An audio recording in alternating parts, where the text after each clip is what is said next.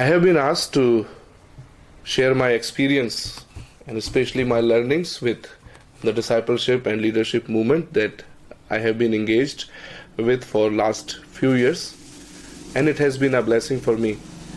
But before I share my experience and learning, I would like to start this conversation with a question.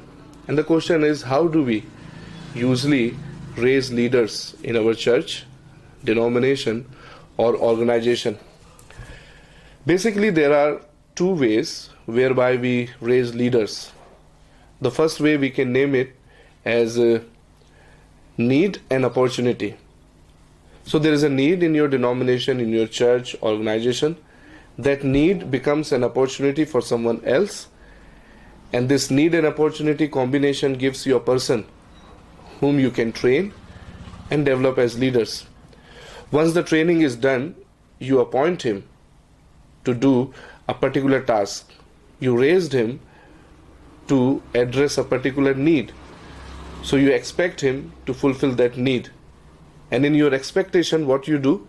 You restrict his office, you restrict his office post, you restrict his potential to do only that particular task. Sometimes it works, sometimes it doesn't work.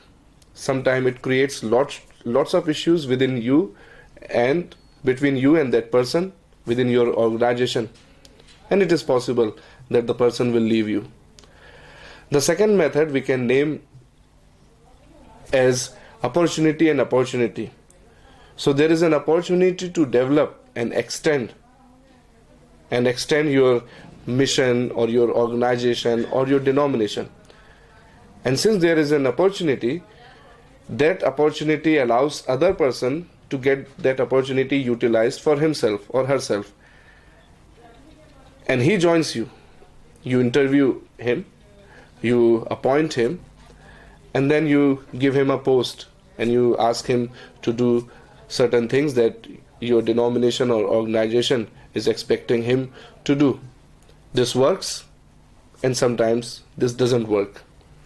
The problem with this method is that it takes a very long time to transfer your vision, your denomination's vision to that person's.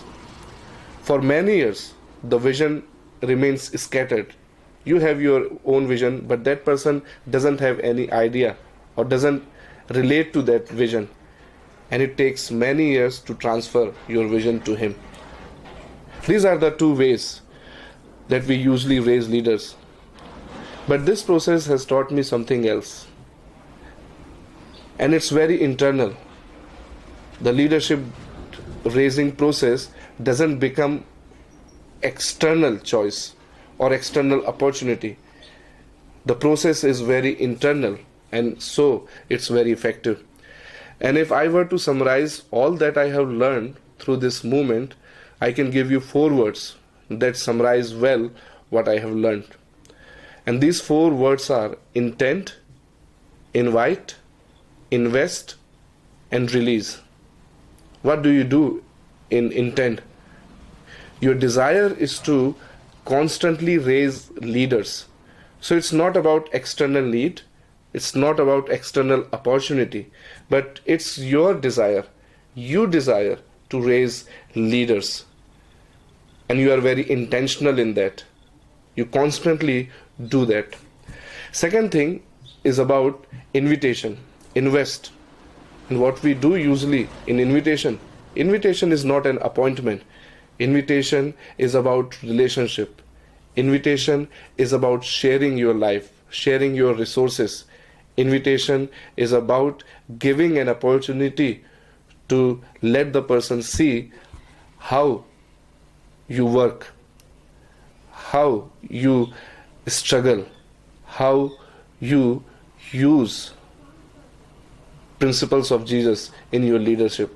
You model Jesus' leadership in the context of invitation, in the context of relationship.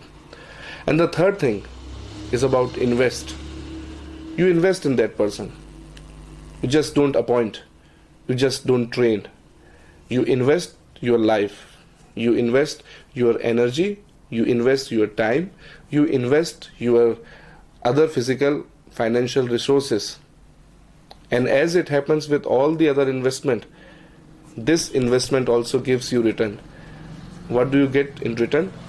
That person whom you intended, whom you invited, whom you are investing to become a leader, he becomes a stakeholder of your vision, of your mission, and of your method. And then finally, there is release. You don't hold on to that person. You release him to do different things, perhaps greater things that you can even do. That's what happens when you release. You allow him to innovate. You allow him to draft his own vision, own mission, and own method in the overarching umbrella of discipleship movement. So what's the toughest one for you? Is it being intentional in raising leader? Is it being invitational? Is there a struggle to share your life with each other, with that person? Do you really struggle to be relational in the context of your work? And invest. Do you really invest? Do you really transfer your vision, mission, and method to people? And finally, release. Do you really want to get people released to do different things, greater things than you have done or that you could ever do? My struggle was with releasing.